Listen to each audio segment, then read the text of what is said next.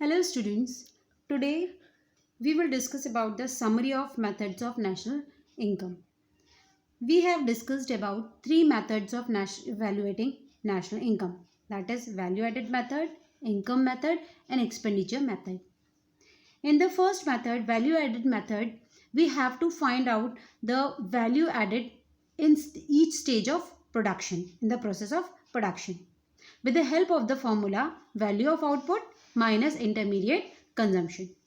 And by adding all the value added in all the stages, we will get GDP MP. And in that GDP MP, when we deduct depreciation, add NFIA and deduct net indirect taxes, we will get national income or NNPFC. Now the second method, that is the income method. In this, we have to add all the incomes generated within a society, within a economy. First, compensation to employees plus rent plus royalty plus interest income plus profit plus mixed income. So all the types of income which are generated in the economy are added up, and with this addition we will get NDPFC. And when in this NDPFC we used to add net factor income from abroad, we will get again national income. So this is how we will find out the national income with the help of income method. Now our third method, that is the expenditure method. In this, we will find out the national income with the help of total expenditure done in our society. So the types of expenditure which can be done in a economy, maybe the first one is private final consumption expenditure, that is PFCE. Second is GFCE, government final consumption expenditure. The third one is GDCF, that is gross domestic capital formation and plus net exports. So when we add all these types of expenditure, we will get GDP MP. And when in this GDP MP, we deduct depreciation, add net factor from abroad and deduct NIT, net indirect taxes. Again, we will get the national income. One thing is there, while finding the national income by any of the method, we will get the same national income. Any of the method we are using for evaluating national income, the national income would be the same. Now today we will discuss about some items which are included or not included in valuation of national income, in counting of national income. So our first item is transfer income. We know that only factor income is included in the valuation of national income.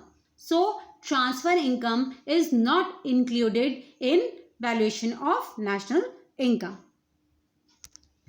Now our second term is windfall gains. Windfall gains means any gains which we get suddenly, like lottery, horse race, etc. So these types of incomes are not generated by production or by doing any hard work. So just like transfer income, they are also not included in the valuation of national income. Now the third term is second hand goods. We know what are second hand goods. When the goods are purchased, used goods are purchased, then such type of goods are called second hand goods. So when goods are purchased for the first time, that expenditure is already included in the valuation of national income. So if we sold it to any other person, then that sale amount will not be considered for valuation of national income, as previously for the first time when it was sold, it is already included in the valuation of national income. So it is already included previously, it leads to double counting. But profit or loss on that type of resale is to be considered in national income. For example, if any phone costing rupees 10,000 is resold at rupees 8,000, then 2,000, which is the depreciation, it is deducted for valuation of national income. But second-hand goods sale amount, that is not counted or included. Now our fourth item is salary of a policeman. Policeman's salary, it is included in income method under compensation to employees heading. So it is included in the valuation of national income. Now the fifth item is indirect tax. Indirect tax not included because we know that indirect taxes are not included in national income. While we are evaluating the national income, it is calculated at factor cost, and we get factor cost after deducting taxes only, and that is the reason we are not considering the indirect taxes for national income. Now next one is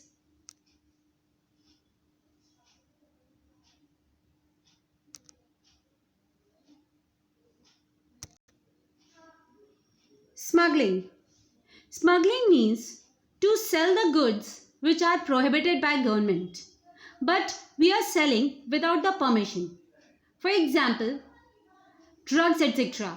Smuggling is included in valuation of national income because these goods are produced in our economy. So these has to be included for valuation of national income, whether goods are legally or illegally produced.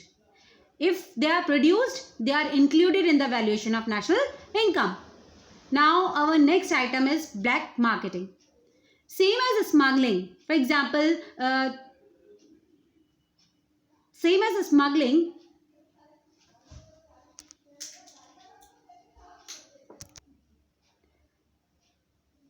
for example, tickets of a movie. If the things which are black marketed is produced in our economy, hence they are included in our national income. So black marketing is also included in our national income. Now theft. Theft is not included in the valuation of national income because things which are theft out are already purchased once. So already included in the national income when owner purchased it. So not included in the valuation of national income. Now shares of a company. Shares of company when sold for the first time in the market, then included in national income. But after the first selling, whenever those shares will be sold out, then at that time only profit and loss on sale of those shares will be counted. So shares of companies included for the first time, when sold or purchased for the first time only, then it is considered. Now our last item is owned house. As per our government, every property has some rental value, and if we are having a house and if that house is given on rent of rupees 3,000 per month, but instead of giving on rent, we are living in that house, that is called imputed rent, and that imputed rent is also counted in national income in income method under rent heading. Income tax and wealth tax are calculated on that type of income. So imputed rent is included in national income.